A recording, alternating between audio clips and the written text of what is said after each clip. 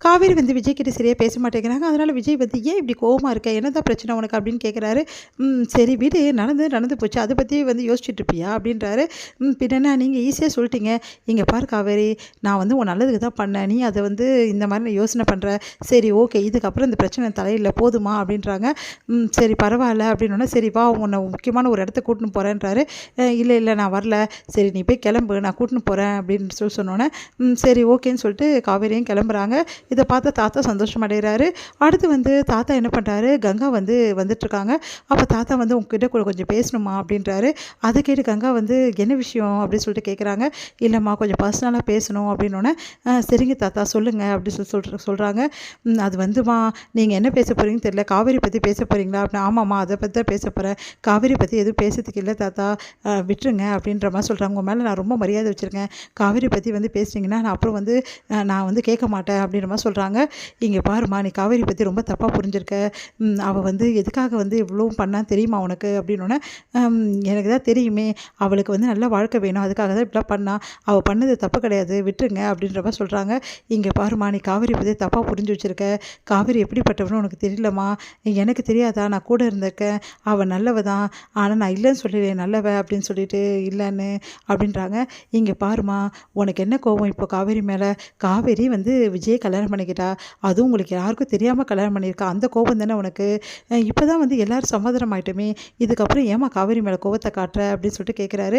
"இங்க பாருங்க தாத்தா, உங்களுக்கு தெரியாது. அவ கல்யாணம் பண்ணிக்கிறது நல்ல விஷயம் தான். நான் இல்லன்னு சொல்லல. ஆனா எந்த நேரம்னு ஒண்ணு இருக்கு. தங்கச்சிய வந்து ஹாஸ்பிட்டல்ல சேர்த்து யாராவது கல்யாணம் பண்ணிப்பாங்களா? இந்த மாரி வேலைய யாருமே செய்ய மாட்டாங்க. அவ அப்படி செஞ்சிருக்கான்னா, இவ்ளோ நாள் நீ காவேரி கூட வந்து இருந்திருக்கம்மா.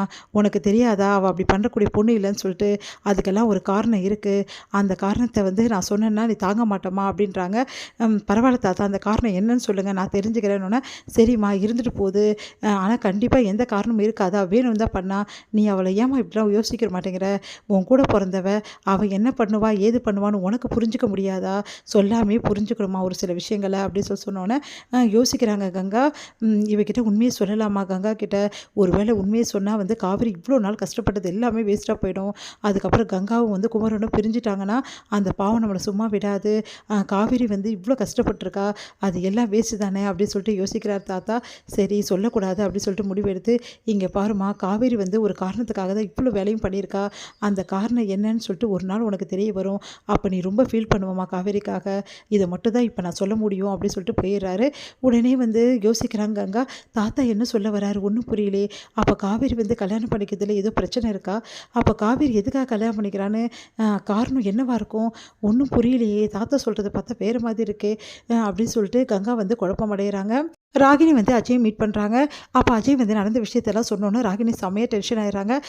அந்த காவேரி ஏன் தான் உங்க அண்ணன் வந்து இவ்ளோ நம்புறாரோ தெரியல. அவ மோசமானவ. அது சொன்னா யார் கேட்குறா அந்த வீட்ல? நான் சொன்னத கேட்க மாட்டேங்கிறாங்களே! என்னங்க நீங்க இப்படி இருக்கீங்க? நீங்க சொல்றது கூட உங்க அண்ணன் நம்ப மாட்டேங்கிறாரு.